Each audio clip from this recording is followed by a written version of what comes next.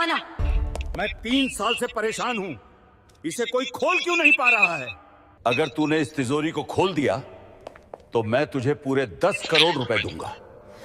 शहर के सबसे पुराने बाजार के बीचों बीच एक इमारत थी जिसे लोग शर्मा सेठ की हवेली कहते थे। बाहर से देखने पर वह जगह किसी आम गोदाम जैसी लगती थी, लेकिन अंदर कदम रखते ही समझ आ जाता था कि यहाँ कुछ अलग है। मोटी दीवारें, भारी दरवाजे और बीचों बीच रखी हुई एक विशाल तिजोरी, वही तिजोरी जिसकी चर्चा पूरे शहर में थी। यह तिजोरी कोई साधारण तिजोरी नहीं थी। कहा जाता था कि इसके अंदर करोड़ों का खजाना बंद है, सोना, हीरे, पुराने सिक्के और न जाने क्या क्या। लेकिन दिक्कत बस एक थी, तिजोरी खुलती नहीं थी। पिछले 3 सालों से शर्मा सेठ ने हर मुमकिन कोशिश कर ली थी। बड़े बड़े इंजीनियर आए, लॉक एक्सपर्ट बुलाए गए, विदेशी मशीनें मंगवाई गईं। किसी ने कोड तोड़ने की कोशिश की, किसी ने सेंसर लगाए, लेकिन हर बार नतीजा एक ही रहा, तिजोरी वहीं की वहीं बंद। आज फिर वही दिन था। हवेली के बड़े हॉल में भीड़ जमा थी, बिजनेस पार्टनर, वकील, मीडिया और कुछ खास मेहमान। बीच में खड़ी थी वह काली मोटी लोहे की तिजोरी। उस पर पुराने किस्म के निशान खुदे थे, जैसे किसी ने जानबूझकर उसे रहस्यमय बनाया हो। शर्मा सेठ का चेहरा चिड़चिड़ा था, सफेद कुर्ता, मोटी सोने की चेन और आंखों में गुस्सा। बदल डालो अपनी सुबह और शाम की ये 7 आदतें। नंबर 1, ब्रह्म मुहूर्त में उठो, सफलता खुद दरवाजे पर खड़ी मिलेगी। नंबर 2, नींबू पानी पीकर दिन की शुरुआत करो और सेहत का चमत्कार देखो। नंबर 3, तांबे के पानी का नशा करो और बॉडी का हर कोना चमकेगा। नंबर 4, मोटी सोने की चेन और आंखों में गुस्सा। सामने खड़ा आखिरी एक्सपर्ट अभी अभी हार मान चुका था। सॉरी सेठ जी, उसने कहा, इस तिजोरी का मैकेनिज्म बहुत अलग है। शायद बिना ओरिजिनल जानकारी के इसे खोलना नामुमकिन है। हॉल में हल्की सी खुसर-फुसर शुरू हो गई। कोई बोला, इतना पैसा और फिर भी तिजोरी बंद। कोई हंसा, कोई सिर हिलाने लगा। उसी वक्त दरवाजे के पास खड़ा एक लड़का आगे बढ़ा। उम्र करीब 15 या 16 साल। बदन पर फटा पुराना शर्ट, धूल से भरी पैंट और पैरों में घिसी हुई चप्पल। बाल बिखरे हुए, चेहरा दुबला, लेकिन आंखों में अजीब सा ठहराव। उसने धीमी लेकिन साफ आवाज में कहा, सेठ जी, मैं तिजोरी खोल सकता हूं। पूरा हॉल एक पल के लिए शांत हो गया। फिर अचानक हंसी फूट पड़ी। किसी ने जोर से कहा, अरे ये कौन है? किसी ने कहा, बाहर से कोई बच्चा घुस आया है। गार्ड आगे बढ़े, लेकिन शर्मा सेठ ने हाथ उठाकर उन्हें रोक दिया। उन्होंने लड़के को ऊपर से नीचे तक देखा, कपड़े, शक्ल, हालत, फिर व्यंग्य से मुस्कुराए। तू? सेठ ने कहा, यह तिजोरी इतने बड़े बड़े दिमाग नहीं खोल पाए, और तू खोल देगा? लड़के ने नजरें झुकाई नहीं। एक मौका दे दीजिए, अगर नहीं खुली तो मैं खुद चला जाऊंगा। भीड़ को मजा आने लगा। कैमरे फिर से उठ गए। नया तमाशा मिल गया था। शर्मा सेठ ने ठहाका लगाया और बोले, ठीक है, अगर तूने ये तिजोरी खोल दी। उन्होंने जानबूझकर रुककर सबकी तरफ देखा। तो मैं तुझे 10 करोड़ रुपए दूंगा। हॉल में शोर मच गया। कोई बोला, पागल हो गए हैं सेठ। कोई बोला, अब देखो बच्चा क्या करता है। लड़के ने सिर्फ एक बात कही, मंजूर है। उसी पल, बिना किसी शोर के, वह लड़का तिजोरी की तरफ बढ़ा, और यहीं से शुरू होने वाला था वो खेल, जो सिर्फ ताले का नहीं, किस्मत का भी था। लड़का तिजोरी के सामने आकर खड़ा हो गया। इतनी बड़ी, भारी और ठंडी तिजोरी उसने पहले कभी इतनी नजदीक से नहीं देखी थी, लेकिन उसके चेहरे पर न डर था, न घबराहट, बस एक गहरी सांस और पूरी तसल्ली। भीड़ में से कोई बोला, अरे इसे तो ताला छूना भी नहीं आता होगा। किसी ने हंसकर कहा, लगता है सेठ जी आज दान करने के मूड में हैं। शर्मा सेठ हाथ बांधे खड़े थे। उनके चेहरे पर आधी हंसी, आधा तंज। उनके लिए यह सब एक मनोरंजन था। उन्हें यकीन था कि कुछ मिनटों में यह लड़का थक कर खुद पीछे हट जाएगा। लेकिन लड़के ने किसी की बात नहीं सुनी। उसने सबसे पहले तिजोरी को गौर से देखा, बहुत गौर से, जैसे वह सिर्फ लोहे का ढांचा नहीं, कोई पुरानी कहानी पढ़ रहा हो। उसकी उंगलियां तिजोरी की सतह पर हल्के हल्के घूमने लगीं, कभी ऊपर बने निशानों पर, कभी किनारों पर, कभी नीचे के कोनों पर। एक बुजुर्ग वकील ने पास खड़े आदमी से फुसफुसाकर कहा, देख रहा है, ये यूं ही हाथ नहीं फेर रहा, कुछ ढूंढ रहा है। लड़के ने कान से तिजोरी को छूकर हल्की सी थपकी दी। फिर दूसरी तरफ से भी धक धक। अंदर से आवाज थोड़ी अलग लग रही थी। उसने आंखें बंद की। भीड़ को लगा अब कोई नाटक शुरू होगा, कोई जादू, कोई मंत्र। लेकिन कुछ नहीं हुआ। वह बस खड़ा रहा, शांत, जैसे अपने दिमाग में किसी नक्शे को दोहरा रहा हो। दरअसल उसका नाम नीरज था। नीरज पास की झुग्गियों में रहता था। उसका पिता कबाड़ी का काम करता था। टूटे ताले, जंग लगे बक्से, पुराने संदूक, यही नीरज की दुनिया थी। बचपन से वह अपने पिता के साथ कबाड़ छांटता रहा था। कई बार ऐसे ताले मिलते जो दिखने में बेकार होते, लेकिन नीरज घंटों बैठकर उन्हें खोल देता। उसे मशीनें नहीं आती थीं, उसे किताबों की भाषा नहीं आती थी, लेकिन उसे सुनना आता था। धातु की आवाज, दबाव का फर्क, खाली जगह का अंदाजा। नीरज ने तिजोरी के दाईं ओर बने एक छोटे से उभार पर उंगली रखी। वहां कोई बटन नहीं था, बस थोड़ा सा फर्क। उसने वहां हल्का दबाव डाला, फिर छोड़ा। कुछ नहीं हुआ। उसने दोबारा कोशिश की। इस बार दबाव थोड़ा बदल कर, फिर नीचे वाले कोने में वहीं किया। भीड़ बोर होने लगी। एक रिपोर्टर बोला, लगता है खत्म हो गया शो। लेकिन तभी नीरज रुक गया। उसने सिर थोड़ा तिरछा किया, जैसे किसी हल्की आवाज को पकड़ लिया हो। फिर उसने दोनों हाथ तिजोरी पर रखे, एक ऊपर, एक नीचे। धीरे धीरे दबाव बढ़ाया। क्लिक। बहुत हल्की आवाज, इतनी हल्की कि आधे लोग सुन ही नहीं पाए। लेकिन नीरज के चेहरे पर हल्की सी मुस्कान आ गई। शर्मा सेठ सीधा हो गए।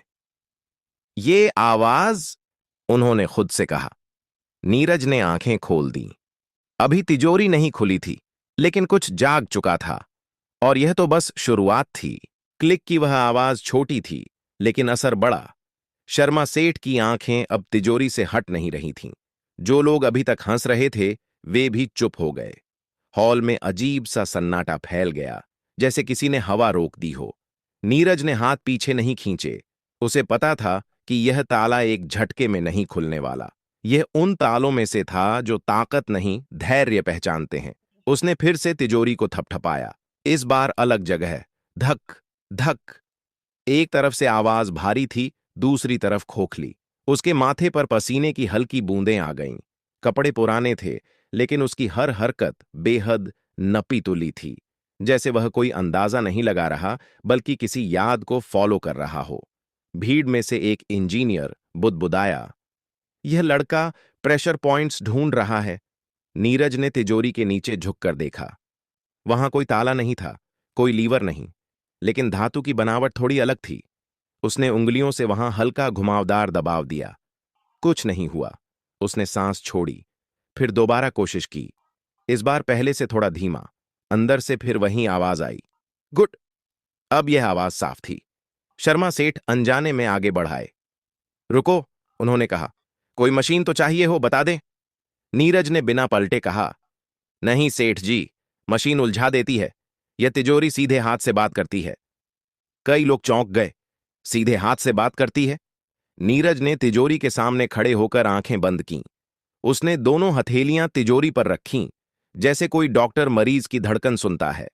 कुछ सेकंड तक वह बिल्कुल स्थिर रहा। फिर उसने बाएं हाथ से ऊपर के हिस्से पर दबाव दिया और दाएं हाथ से नीचे की ओर हल्का सा स्लाइड किया। क्लिक। फिर एक और क्लिक। अब आवाजें साफ थीं। हॉल में खड़े कैमरे फिर से चालू हो गए। रिपोर्टर फुसफुसाने लगे, कुछ हो रहा है। ये बच्चा सच में कुछ कर रहा है। नीरज के दिमाग में उसके पिता की आवाज गूंज रही थी, हर ताला जल्दी नहीं खुलता बेटा, पहले उसे समझना पड़ता है। उसने तिजोरी के किनारे पर उभरे एक बेहद छोटे निशान पर उंगली रखी। यह निशान जंग जैसा लगता था, लेकिन असल में वह जानबूझकर बनाया गया था। उसने वहां दबाव डाला, धीरे, लगातार। अचानक तिजोरी के अंदर से भारी चीज के सरकने की आवाज आई। गुड। धड़। भीड़ में किसी ने सांस खींच ली। अरे! नीरज ने हाथ हटा ली। वह जानता था, अभी नहीं। अगर वह जल्दबाजी करता तो सब फिर से लॉक हो जाता। उसने एक कदम पीछे लिया, गहरी सांस ली, फिर आगे बढ़ा। अब तिजोरी सिर्फ एक लोहे का डिब्बा नहीं थी, वह जाग चुकी थी और पहली बार वह खुलने के लिए तैयार लग रही थी। नीरज एक कदम पीछे हटा तो कई लोगों को लगा कि वह हार गया। भीड़ में फिर से हलचल होने लगी। बस इतना ही, अब थक गया होगा। देखा, कहां था ना? लेकिन शर्मा सेठ ने इस बार किसी को कुछ कहने नहीं दिया। उनकी नजरें तिजोरी पर टिकी थीं। उन्होंने साफ देखा था, तिजोरी के अंदर कुछ हिला था। वह कोई भ्रम नहीं था। नीरज ने अपनी हथेलियों को आपस में रगड़ा। पसीना था, लेकिन हाथ कांप नहीं रहे थे। उसने नजर उठाकर तिजोरी को देखा। Introducing the Redmi Note 15. कांप नहीं रहे थे। उसने नजर उठाकर तिजोरी को देखा। अब वह उसे बाहर से नहीं देख रहा था। वह उसके अंदर की तस्वीर अपने दिमाग में बना चुका था। उसने धीमी आवाज में कहा, सेठ जी, अगर मैं गलत हुआ तो यह तिजोरी फिर से पहले जैसी बंद हो जाएगी। फिर कोई भी इसे नहीं खोल पाएगा। हॉल में खड़े कुछ लोग चौंक गए। ये क्या कह रहा है? ये तो रिस्क है। शर्मा सेठ ने दांत भींचे। 3 साल की नाकामी, करोड़ों की लागत और अब यह बच्चा। कुछ पल वह चुप रहे, फिर बोले, जो करना है कर, अब पीछे हटने का मतलब नहीं। नीरज ने सिर हिलाया। उसने तिजोरी के बाईं तरफ नीचे बैठकर कान लगाया। इस बार उसने थपकी नहीं दी, बस सुना। पूरा हॉल खामोश था, इतना कि किसी के गले से पानी निगलने की आवाज भी तेज लग रही थी। नीरज को अंदर से हल्की सी धातु की कंपन महसूस हुई। यह वही कंपन थी जो उसे कबाड़ में मिले पुराने संदूकों में महसूस होती थी। फर्क बस इतना था कि यह तिजोरी कई गुना ज्यादा जटिल थी। उसने दाएं हाथ की 2 उंगलियां एक साथ ऊपर के कोने पर रखीं, बाएं हाथ की हथेली नीचे वाले हिस्से पर। धीरे धीरे दबाव बढ़ाया, फिर अचानक दोनों हाथों का दबाव एक साथ छोड़ दिया। क्लैक। इस बार आवाज साफ और तेज थी। भीड़ में किसी ने जोर से कहा, अरे, ये तो सच में खुल रही है। नीरज ने समय बर्बाद नहीं किया। उसने तुरंत तिजोरी के बीच वाले हिस्से पर हाथ रखा और हल्का सा घुमाव दिया। यह घुमाव इतना छोटा था कि कैमरे भी ठीक से पकड़ नहीं पाए, लेकिन असर बड़ा था। तिजोरी के अंदर जैसे कुछ सेट हो गया हो। अब आवाजें बिखरी हुई नहीं थीं, वे क्रम में थीं। गुड, क्लिक, धक। शर्मा सेठ का चेहरा सफेद पड़ने लगा। उन्होंने जिंदगी में बहुत कुछ देखा था, लेकिन यह पहली बार था जब उनका शक डर में बदल रहा था। नीरज के दिमाग में एक ही बात चल रही थी, जल्दी नहीं, अगर जल्दी की तो सब खत्म। उसने आखिरी बार तिजोरी के सामने खड़े होकर दोनों हाथ रखे, आंखें बंद कीं, सांस रोकी और बहुत हल्के से, जैसे किसी सोए हुए बच्चे को जगाते हैं, उसने दबाव डाला। अचानक तिजोरी का ऊपरी हिस्सा 1 इंच बाहर की ओर सरक गया। पूरा हॉल सन्न रह गया। यह अभी पूरी तरह नहीं खुली थी, लेकिन अब कोई हंस नहीं रहा था। अब कोई शक नहीं कर रहा था। अब सब जान चुके थे, यह लड़का खाली हाथ नहीं आया है। तिजोरी का ऊपरी हिस्सा 1 इंच बाहर सरकते ही जैसे समय थम गया। कोई चिल्लाया नहीं, कोई ताली नहीं बजी, सब बस देखते रह गए। नीरज ने हाथ वहीं रखे। उसने धक्का नहीं दिया। उसे पता था, यह वह पल है जहां ज्यादातर लोग गलती कर बैठते हैं। अधीरता, ज्यादा जोर, और ताला फिर से खुद को बंद कर लेता है। उसने बहुत धीमी आवाज में खुद से कहा, अब बस, सही क्रम। उसकी आंखें तिजोरी के अंदर झांकने की कोशिश नहीं कर रही थीं। वह बाहर के संकेत पढ़ रहा था। हल्का झुकाव, दरवाजे का वजन, धातु की सांस। उसने बाएं हाथ से ऊपर वाले हिस्से को स्थिर रखा और दाएं हाथ से नीचे की ओर बहुत हल्का दबाव दिया। गुड। अब आवाज भारी थी, ऐसी आवाज जो सिर्फ तभी आती है जब अंदर कुछ बड़ा अपनी जगह छोड़ रहा हो। शर्मा सेठ अनजाने में 2 कदम आगे आ गए। उनका गला सूख चुका था। खुल रही है, उनके मुंह से अपने आप निकल गया। नीरज ने आखिरी बार नीचे की ओर उंगली घुमाई, बस आधा घेरा, उसे ज्यादा नहीं। क्लैक। इस बार आवाज ने कोई शक नहीं छोड़ा। तिजोरी का दरवाजा अपने आप आगे की ओर झुक गया। 1 सेकंड, 2 सेकंड, फिर भारी लोहे का दरवाजा पूरी तरह खुल गया। पूरा हॉल जैसे फट पड़ा। खुल गई! अरे, ये तो खुल गई! ये बच्चा कर दिखाया! कैमरे चमकने लगे, लोग आगे बढ़ने लगे, लेकिन गार्ड्स ने तुरंत रोक लिया। शर्मा सेठ खुद तिजोरी के सामने पहुंचे। उनके हाथ कांप रहे थे। तिजोरी के अंदर का नजारा किसी ने सोचा भी नहीं था। अंदर सोने की ईंटें थीं, हीरों से भरे लकड़ी के बक्से, पुराने जमाने के सिक्कों की थैलियां, और नीचे मखमली कपड़े में लिपटी हुई मोटी मोटी ज्वेलरी। करोड़ों नहीं, दर्जनों करोड़। हॉल में किसी की आवाज नहीं निकल रही थी। कुछ लोग अविश्वास में सिर हिला रहे थे, कुछ की आंखें चमक रही थीं। शर्मा सेठ ने धीरे से एक ईंट उठाई, वजन असली था, चमक असली थी। उन्होंने नीरज की तरफ देखा, वही फटे कपड़े, वही शांत आंखें। तू, उनकी आवाज भर्रा गई। तू कौन है बेटा? नीरज ने सिर झुका लिया। नीरज, कबाड़ी का बेटा। सेठ कुछ पल चुप रहे, फिर उन्होंने जेब से रूमाल निकाला, माथा पोंछा और गहरी सांस ली। मैंने कहा था, उन्होंने सबके सामने कहा, अगर तू तिजोरी खोल देगा तो मैं तुझे 10 करोड़ दूंगा। हॉल में फिर से शोर उठा। क्या सच में देगा? अब देखो क्या होता है। शर्मा सेठ ने हाथ उठाकर सबको चुप कराया।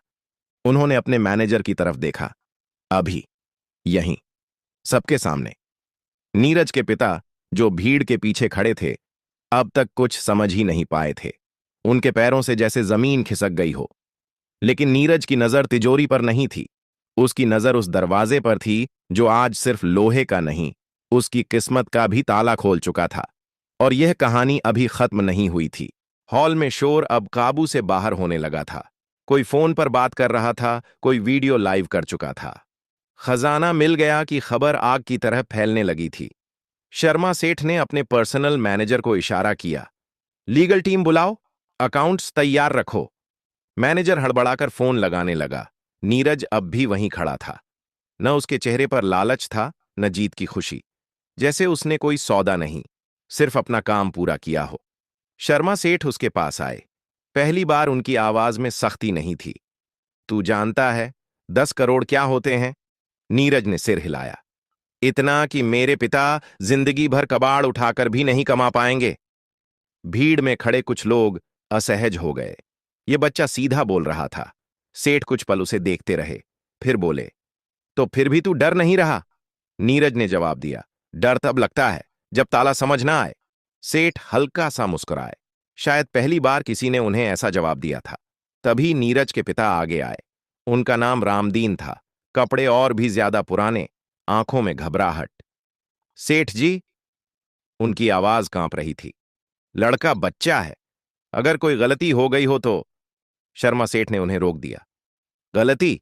इसने मुझे 3 साल का सिरदर्द खत्म कर दिया। उसी वक्त लीगल टीम पहुंच गई। कागज खुले। कैमरों के सामने सब कुछ साफ साफ हो रहा था। सेठ ने ऊंची आवाज में कहा, सब लोग सुन लें, मैंने वादा किया था और शर्मा सेठ अपना वादा तोड़ता नहीं। एक कागज आगे बढ़ाया गया। नीरज का नाम पूछा गया, उम्र लिखी गई, गार्जियन के तौर पर पिता का नाम। नीरज के हाथ में पेन दिया गया। उसने कभी इतने कागज नहीं देखे थे, लेकिन उसने बिना हिचक दस्तखत कर दिए। भीड़ में किसी ने कहा, अब ये लड़का बदल जाएगा। नीरज ने वह बात सुन ली। उसने सिर उठाकर कहा, मैं नहीं बदलूंगा, हालात बदलेंगे। शर्मा सेठ ने चेक आगे बढ़ाया। 10 करोड़ रामदीन के हाथ कांपने लगे।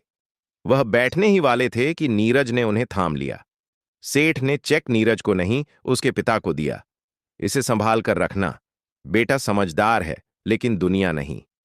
उस पल नीरज ने पहली बार तिजोरी से नजर हटाकर लोगों की तरफ देखा। वही लोग जो कुछ देर पहले हंस रहे थे, अब कोई हंस नहीं रहा था। लेकिन कहानी यहीं खत्म नहीं होनी थी, क्योंकि जिस ताले ने 10 करोड़ दिलाए थे, उसके पीछे की कहानी अब बाहर आने वाली थी। और कई लोगों को यह बात पसंद नहीं आने वाली थी। चेक हाथ में आते ही मामला खत्म नहीं हुआ। असल में वहीं से असली हलचल शुरू हुई। शर्मा सेठ की लीगल टीम अभी कागज समेट ही रही थी कि हॉल के कोने से एक सख्त आवाज आई, 1 मिनट, यह इतना आसान नहीं है। सबकी नजरें पलट गईं। वह व्यक्ति ग्रे सूट में था, चेहरे पर सरकारी ठहराव। उसके साथ 2 और लोग थे जिनके गले में पहचान पत्र लटक रहे थे। मैं इनकम टैक्स डिपार्टमेंट से हूं, उसने कहा, और यह खजाना निजी नहीं, जांच का विषय है। हॉल में फिर सन्नाटा छा गया। शर्मा सेठ का चेहरा कड़ा हो गया। यह तिजोरी मेरी है, मेरे गोदाम से निकली है। अधिकारी ने फाइल खोली। तिजोरी आपकी हो सकती है, लेकिन इसके अंदर का खजाना, यह तय होना बाकी है कि यह कहां से आया। नीरज यह सब चुपचाप सुन रहा था। उसे कानून की भाषा नहीं आती थी, लेकिन इतना समझ रहा था कि मामला उलझने वाला है। एक अधिकारी की नजर नीरज पर गई। और यह लड़का, इसे यह तिजोरी खोलना कैसे आया? सवाल सीधा था और खतरनाक भी। भीड़ में फुसफुसाहट शुरू हो गई। कहीं चोरी तो नहीं? इतना छोटा और इतना हुनर? रामदीन घबरा गए। साहब, मेरा बेटा सीधा है, कुछ गलत नहीं किया। नीरज आगे बढ़ा। मैंने तिजोरी नहीं चुराई, मैंने बस उसे खोला। कैसे? अधिकारी ने पूछा। नीरज ने एक पल सोचा, फिर बोला, मेरे पिता कबाड़ उठाते हैं, पुराने ताले, संदूक, पेटियां, मैं उन्हें खोलता था। कुछ ताले ताकत से नहीं, सही जगह छूने से खुलते हैं। यह भी वैसा ही था। एक सीनियर अफसर जो अब तक चुप था, उसने तिजोरी को गौर से देखा। यह लॉक सिस्टम, यह इंडस्ट्रियल नहीं है, यह हाथ से बनाया गया है, पुराना है। उसने नीरज की तरफ देखा। तूने मशीन नहीं इस्तेमाल की, यह बात हमारे लिए अहम है। शर्मा सेठ ने तुरंत कहा, जो भी जांच करनी हो करो, लेकिन मेरा वादा। अधिकारी ने हाथ उठाया। वादा रहेगा।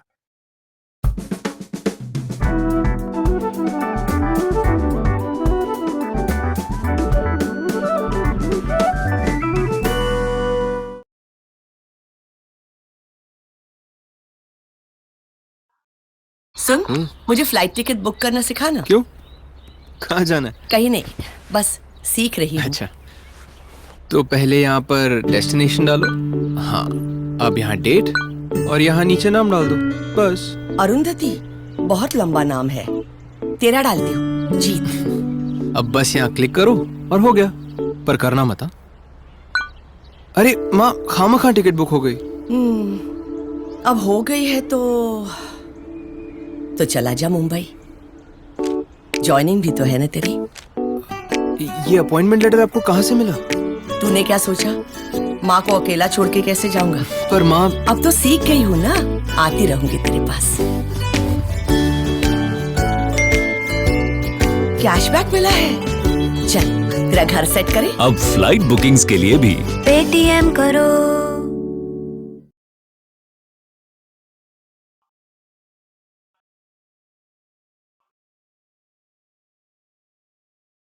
लेकिन इस लड़के को हम नजरअंदाज नहीं कर सकते। नीरज को पहली बार हल्का डर लगा। ताला खोलना आसान था, सिस्टम समझना नहीं। लेकिन तभी वही सीनियर अफसर आगे 3 आया और बोला, डर मत, तुझ पर कोई आरोप नहीं है, बल्कि हमें तेरी जरूरत पड़ सकती है। किस लिए? नीरज ने पूछा। अफसर ने तिजोरी के अंदर रखी एक खास लकड़ी की पेटी की तरफ इशारा किया। देश में ऐसी और भी तिजोरियां हैं, बंद, अनसुलझी और शायद खतरनाक भी। नीरज समझ गया, यह सिर्फ पैसे की कहानी नहीं थी, यह हुनर की कहानी थी। और अब उसका हुनर सबके सामने आ चुका था। कुछ हफ्तों बाद नीरज अब झुग्गी में नहीं रहता था, लेकिन वह किसी आलीशान बंगले में भी नहीं गया। सरकार ने उसके पिता को सम्मान के साथ घर दिलवाया। नीरज को एक टेक्निकल इंस्टीट्यूट में दाखिला मिला। वहां किताबें थीं, मशीनें थीं, लेकिन सबसे जरूरी चीज थी सम्मान। शर्मा सेठ ने 10 करोड़ का वादा पूरा किया, पूरा, कानूनी, साफ, सबके सामने। नीरज ने उसमें से आधा पैसा अपने पिता को दे दिया। आपने मुझे कबाड़ में मौका दिया, उसने कहा, अब आपकी बारी है आराम करने की। बाकी पैसे से उसने एक छोटा सा वर्कशॉप बनाया, नाम रखा नीरज लॉक लैब। वहां वह बच्चों को सिखाता था, ताले खोलना नहीं, सोचना। एक इंटरव्यू में किसी ने उससे पूछा, इतनी कम उम्र में करोड़पति बन गए, कैसा लग रहा है? नीरज ने साधारण सा जवाब दिया, मैं करोड़पति नहीं बना, मैं सिर्फ दिख गया। उस दिन के बाद लोग जब किसी बंद तिजोरी के सामने खड़े होते तो मशीनें याद नहीं करते, वे याद करते थे एक फटे कपड़ों वाले लड़के को, जिसने साबित किया था कि हर ताला चाबी से नहीं और हर किस्मत सिफारिश से नहीं खुलती। कुछ ताले हुनर मांगते हैं और कुछ दुनिया को बस एक मौका। अगर आपको यह कहानी पसंद आई हो तो लाइक जरूर कीजिए। ऐसी ही दमदार और दिल छू लेने वाली कहानियों के लिए सब्सक्राइब करना मत भूलिए और इस कहानी को अपने दोस्तों के साथ शेयर जरूर करें। कमेंट में अपने शहर का नाम जरूर लिखिए ताकि हमें पता चले कि हमारी कहानियां देश के किस किस कोने तक पहुंच रही हैं।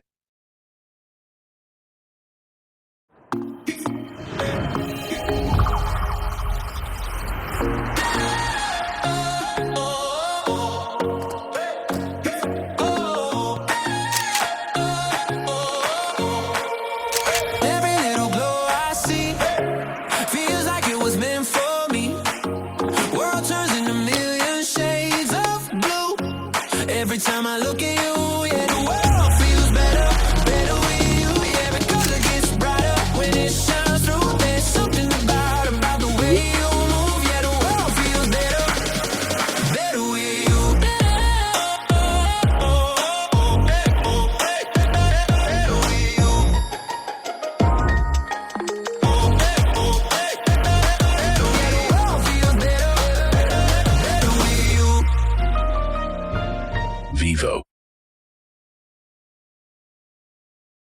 अरे भिखारी, तेरी औकात है 500 करोड़ लाने की? तू जानता भी है 500 करोड़ होते क्या है? तुम लोगों को अंदाजा भी है कि ये क्या हो गया है? 500 करोड़ रुपए गायब हैं। अगर ये पैसा अभी के अभी वापस नहीं आया तो मैं बर्बाद हो जाऊंगा। अगर कोई 500 करोड़ रुपए वापस ले आया तो मैं उसे 10 करोड़ रुपए इनाम दूंगा। सुबह के ठीक 7 बजे थे। शहर अभी पूरी तरह जागा भी नहीं था, लेकिन मेघराज चौक पर कूड़े की गंध और बसों का शोर पहले से मौजूद था। वहीं फुटपाथ के किनारे फटे हुए बोरे के साथ 12 साल का नील झुका हुआ था। वह प्लास्टिक की बोतलें और टूटी तारें चुन रहा था। उसके हाथों पर जमी गंदगी स्थायी लगती थी, जैसे किसी ने उस पर अनदेखा होने की मुहर लगा दी हो। नील बोलता कम था। लोग समझते थे वह डरपोक है या मंदबुद्धि। सच्चाई यह थी कि वह सुनता बहुत था। बातें, आवाजें, मशीनों की। जब लोग बोलते थे वह शब्द पकड़ता था। जब मशीनें चलती थीं वह पैटर्न पकड़ता था। ठीक उसके सामने शहर का सबसे बड़ा निजी बैंक खड़ा था। शीशे की ऊंची इमारत। हर सुबह काली गाड़ियों से सूट पहने लोग उतरते, मोबाइल पर चिल्लाते हुए अंदर जाते। नील को अंदर जाने की इजाजत कभी नहीं मिली थी। गार्ड हर बार एक ही शब्द कहता था, भाग यहां से। नील मुस्कुरा देता था और फिर कूड़े में झुक जाता था। उसी बैंक की दीवार से सटा एक पुराना ट्रांसफॉर्मर बॉक्स था। नील अक्सर उसके पास बैठकर सूखी रोटी खाता था। उसे वहां से एक अजीब सी भनभनाहट सुनाई देती थी। बाकी लोगों के लिए वह शोर था, नील के लिए भाषा। उस दिन दोपहर को माहौल बदला हुआ था। बैंक के अंदर अचानक अफरा तफरी मच गई। कर्मचारी अपनी सीटों से उठ खड़े हुए। मैनेजर्स के चेहरे पीले पड़ गए। एक के बाद एक फोन बजने लगे। ऊपर की मंजिल पर बोर्डरूम में चीख सुनाई दी। सबसे बड़ी टेंशन होती है जब लोन चाहिए और सिबिल स्कोर खराब हो। मुझे लगता था लो सिबिल वालों को कभी लोन नहीं मिलता, पर सीखो ऐप पे एक एक्सपर्ट वीडियो देखा, लो सिबिल लोन एप्स। वहां बताया गया कौन से एप्स ऐसे हैं जो सिबिल स्कोर कम होने पर भी लोन देते हैं, सिर्फ आधार और पैन से। इस वीडियो से मुझे लगता है आधे भारत की समस्या हल हो जाएगी। देखो, सीखो ऐप भारत की नंबर 1 एजुकेशन ऐप है जो IITians ने बनाई है। और सबसे बड़ी बात, ये सब आप सिर्फ ₹1 के 7 दिन के ट्रायल पर सीख सकते हो। यहाँ पर हर चीज आसान भाषा में 3-4 मिनट की वीडियो से समझाया जाता है, वो भी प्रूफ के साथ। मैंने वही प्रोसेस फॉलो करके लोन ले लिया, बिना किसी एजेंट के, बिना एक्स्ट्रा चार्ज के। इंस्टॉल नाउ पे क्लिक करो और अभी सीखो ऐप डाउनलोड करो।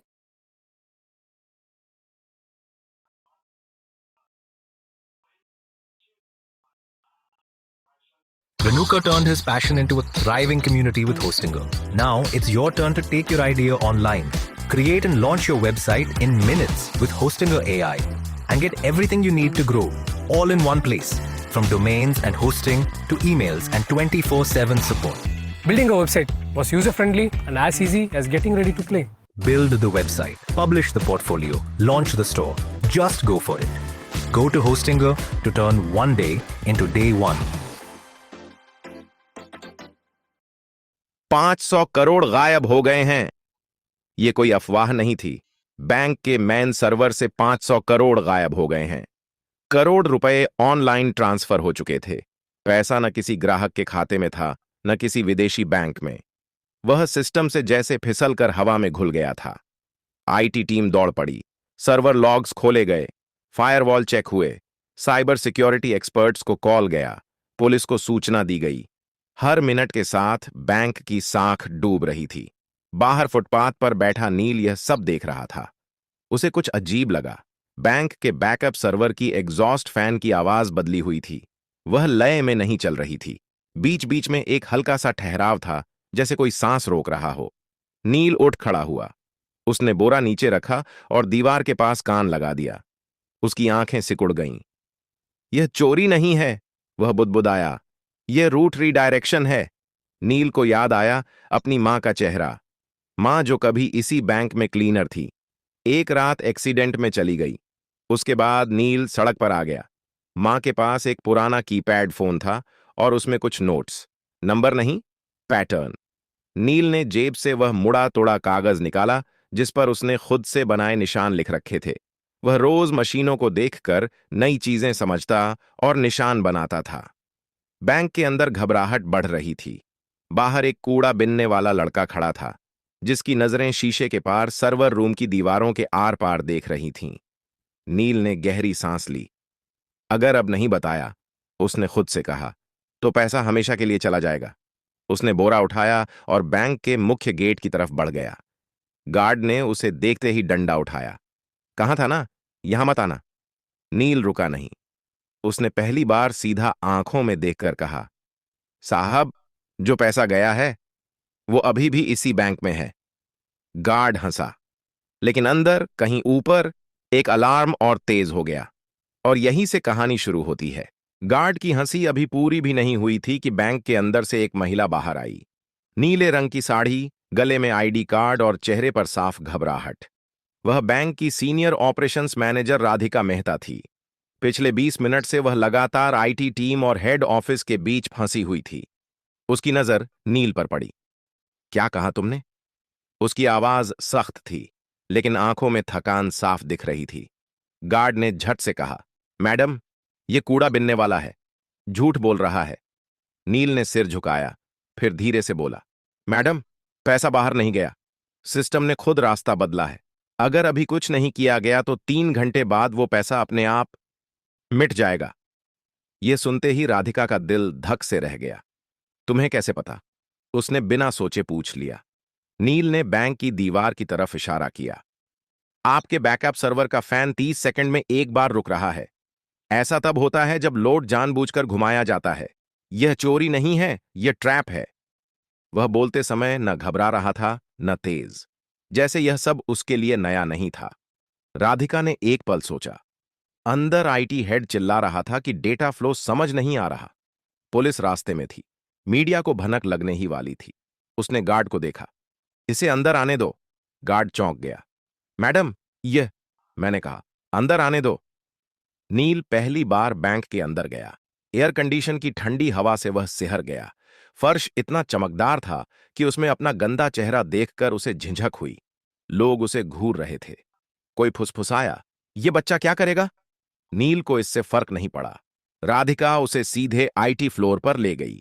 वहां 5 लोग 5 लैपटॉप और बड़ी स्क्रीन के सामने खड़े थे। स्क्रीन पर लाल रंग की लाइनें और नंबर भाग रहे थे। आईटी हेड ने गुस्से में कहा, मैडम, अभी समय नहीं है, यह मजाक नहीं है। नील ने स्क्रीन की तरफ देखा और तुरंत बोला, आप लोग गलत लॉग देख रहे हैं, असली रास्ता छुपाया गया है। कमरे में सन्नाटा छा गया। यह बच्चा हमें सिखाएगा? किसी ने तंज कसा। नील पास गया। उसने स्क्रीन के कोने में दिख रहे एक छोटे से टाइम स्टैम्प की तरफ इशारा किया। यह देखिए, हर बार ट्रांजैक्शन से 1 सेकंड पहले टाइम पीछे जा रहा है। यह मैनुअल नहीं हो सकता। आईटी हेड ने झुककर देखा। उसका चेहरा बदल गया। यह तो असंभव है। नील ने पहली बार सिर उठाकर सबको देखा। असंभव नहीं है सर। जिसने यह किया है उसने पैसा चुराया नहीं, उसने बैंक को खुद से लड़ने पर मजबूर कर दिया है। राधिका की आवाज कांप गई। तो पैसा वापस आ सकता है? नील ने हल्की सांस ली।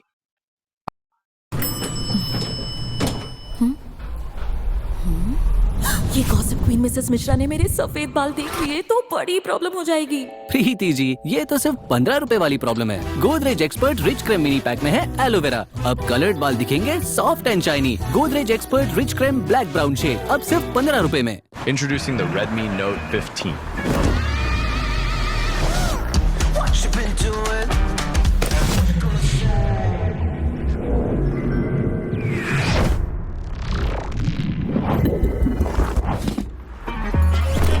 Do you ever wonder if it ever gets old?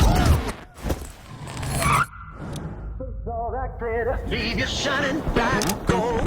Everybody wants it, but nobody knows where it's coming from or where it really goes.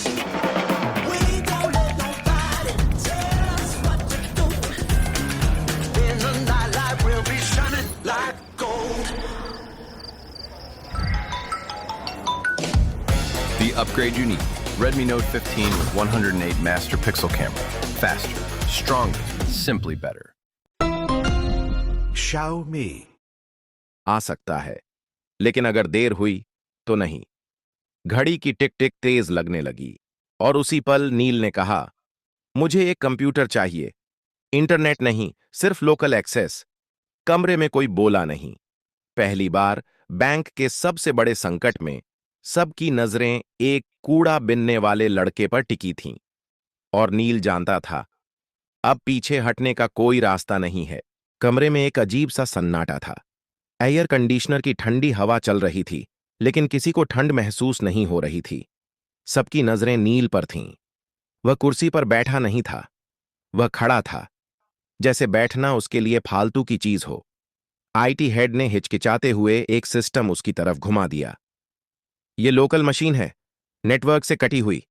अगर कुछ गलत हुआ तो भी फर्क नहीं पड़ेगा, नील ने बीच में कहा। जो नुकसान होना था वो हो चुका है। उसने कीबोर्ड को ऐसे छुआ जैसे कोई पुराना दोस्त हो। उंगलियां गंदी थीं, लेकिन चलने में झिझक नहीं थी। स्क्रीन पर एक काली विंडो खुली। राधिका ने घड़ी देखी।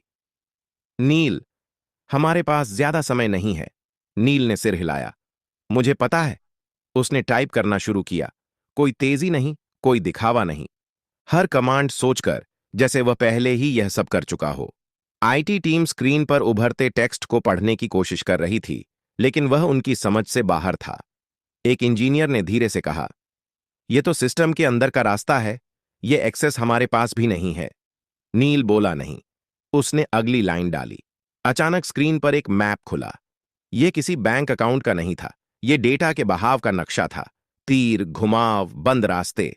नील ने एक जगह उंगली रखी। यहीं फंसा है पैसा। लेकिन यहां तो कोई अकाउंट ही नहीं है, आईटी हेड ने कहा। नील ने उसकी तरफ देखा। क्योंकि यह अकाउंट नहीं है, यह एक खाली कमरा है। सिस्टम ने खुद बनाया है। राधिका की आंखें फैल गईं। सिस्टम ने? हां, नील बोला। जब किसी को सिस्टम के दिल तक पहुंचने की कोशिश करते पकड़ लिया जाता है, तो पुराना कोर एक फर्जी रास्ता बना देता है। पैसा उसमें चला जाता है। बाहर से लगता है चोरी हो गई, लेकिन असल में सिस्टम खुद उसे छुपा लेता है। कमरे में किसी ने सांस तक नहीं ली। आईटी हेड ने धीमी आवाज में कहा, लेकिन ऐसा फीचर तो कहीं डॉक्यूमेंटेड नहीं है। नील ने हल्की मुस्कान दी। क्योंकि यह फीचर नहीं है, यह डर है, मशीन का। उसने अगला कमांड डाला। स्क्रीन पर लाल चेतावनी चमकी। वार्निंग, डेटा कोलैप्स इन 17 मिनट्स। राधिका के हाथ कांप गए। इसका मतलब? नील ने कहा, अगर यह कमरा ढह गया तो पैसा किसी का नहीं रहेगा, न चोर का न बैंक का। आईटी टीम में खलबली मच गई। तो जल्दी करो, कोई बोला। नील ने पहली बार गुस्से से सिर उठाया। जल्दी नहीं, सही। उसने अपनी आंखें बंद कीं, कुछ सेकंड के लिए, जैसे दिमाग में कुछ जोड़ रहा हो। उसे याद आया वह पुराना मोबाइल, मां की आवाज, नंबरों के बीच का पैटर्न। चीजें सीधे नहीं चलती, वे घूम कर आती हैं। नील ने टाइप किया। स्क्रीन पर एक नया दरवाजा खुला। आईटी हेड फुसफुसाया, यह तो रिवर्स ट्रैक है। नील बोला, हां, अब पैसा वापस उसी रास्ते से चलेगा जिससे डर आया था। राधिका ने घड़ी देखी। 13 मिनट बाकी थे। नील की उंगलियां फिर चलने लगीं और बाहर बैंक के गेट पर मीडिया की पहली वैन आकर रुक चुकी थी। बाहर कांच के दरवाजों के पार कैमरे चमकने लगे थे। मीडिया को बस एक इशारे का इंतजार था। अंदर आईटी फ्लोर पर तनाव इतना गाढ़ा था कि जैसे हवा भी भारी हो गई हो। राधिका ने धीमी आवाज में कहा, अगर यह गलत दिशा में गया तो सिस्टम हमेशा के लिए लॉक हो सकता है। नील ने स्क्रीन से नजर हटाए बिना जवाब दिया, वह पहले ही लॉक है मैडम, बस फर्क इतना है कि अभी चुप है। उसने एक ग्राफ खोला। नीली और लाल लाइनें एक दूसरे के पीछे दौड़ रही थीं। बीच बीच में एक जगह ऐसी थी जहां लाइनें टूट रही थीं। यहीं से पैसा बाहर दिखाया गया है, नील बोला, लेकिन असल में यहीं से वह वापस लाया जा सकता है। आईटी हेड ने कुर्सी खींचकर पास बैठते हुए कहा, तुम यह सब कैसे जानते हो? नील ने पहली बार सच बोला, मैं मशीनों के पास बड़ा हुआ हूं। जब मां जिंदा थीं, वह रात की शिफ्ट में यहीं सफाई करती थीं। मैं बाहर बैठा रहता था। सर्वर रूम की आवाजें मुझे बातें जैसी लगती थीं। कोई कुछ नहीं बोला। नील ने अगला कमांड डाला। स्क्रीन पर एक नया संदेश उभरा, ऑथोराइजेशन रिक्वायर्ड। राधिका ने राहत की सांस ली। ठीक है, यह सामान्य है, हमारे पास मल्टी लेवल ऑथराइजेशन है। नील ने सिर हिलाया। नहीं मैडम, यह सामान्य नहीं है। Cuckoo FM audio stories and books. install, and go.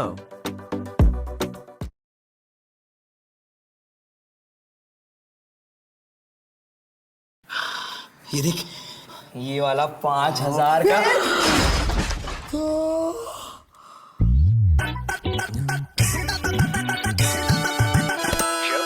Sorry यार, हो जाता है, सॉरी।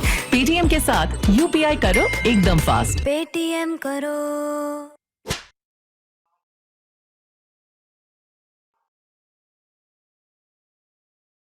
क्यों? क्योंकि यह ऑथराइजेशन सिस्टम से नहीं आया। यह उस खाली कमरे से आया है जहां पैसा छुपा है। आईटी हेड का चेहरा सख्त हो गया। मतलब सिस्टम खुद तय कर रहा है कि किस पर भरोसा करे। नील ने धीरे से कहा, हां, और उसे आप पर भरोसा नहीं है। कमरे में एक अजीब चुप्पी छा गई। राधिका ने गहरी सांस ली। तो अब क्या होगा? नील ने अपनी जेब से वह मुड़ा तुड़ा कागज निकाला। उस पर टेढ़े मेढ़े निशान बने थे। अब हमें सिस्टम को याद दिलाना होगा कि यह किसके लिए बना था। उसने एक कोड डाला। यह कोई पासवर्ड नहीं था। यह समय, राशि और क्रम का मेल था। वही क्रम जिसमें बैंक हर दिन छोटे खातों को प्राथमिकता देता था। स्क्रीन पर अचानक हजारों छोटे ट्रांजैक्शन चमक उठे। 10 रुपए, 50 रुपए, 200 रुपए। आईटी टीम हड़बड़ा गई। ये क्या कर रहे हो? इससे सिस्टम और स्लो हो जाएगा। नील ने शांत स्वर में कहा, नहीं, इससे सिस्टम को भरोसा आएगा। राधिका ने हैरानी से पूछा, भरोसा? हां, नील बोला। मशीनें ताकत पर नहीं चलती, वे पैटर्न पर चलती हैं। और सबसे सच्चा पैटर्न है छोटे लोगों का पैसा। स्क्रीन पर चेतावनी बदलने लगी। Trust index rising. IT head ने आंखें मल लीं। यह मीटर पहले कभी नहीं देखा, नील ने कहा, क्योंकि आपने कभी सिस्टम से पूछा ही नहीं कि उसे क्या चाहिए। घड़ी पर नजर पड़ी। 7 मिनट बाकी थे। नील की उंगलियां अब और तेज चल रही थीं।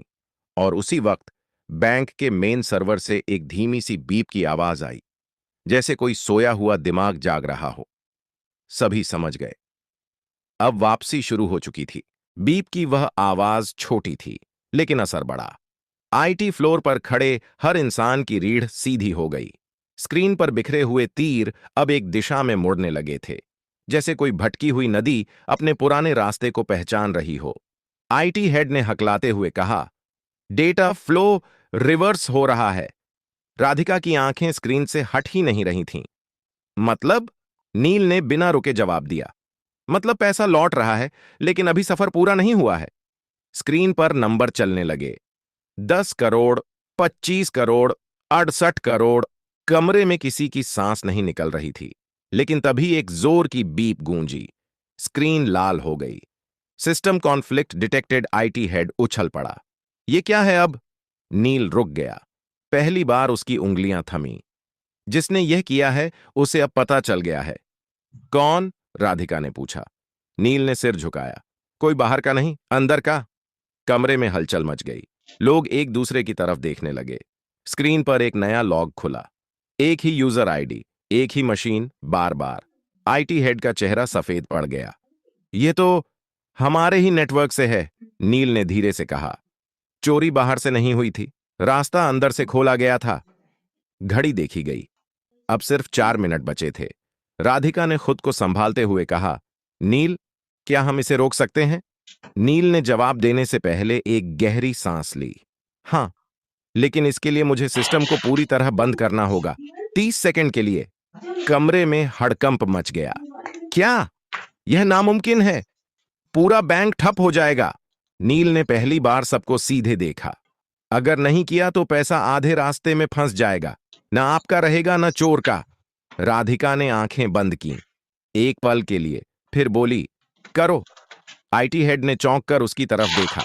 मैडम, मैं जिम्मेदारी लेती हूं। नील ने आखिरी कमांड तैयार किया। उसकी उंगलियां हल्की कांप रही थीं, लेकिन दिमाग साफ था। उसे मां की आवाज याद आई, डर लगे तो भी सही काम मत छोड़ना। उसने एंटर दबाया। पूरे बैंक की लाइटें एक साथ बुझ गईं। Computer, eighty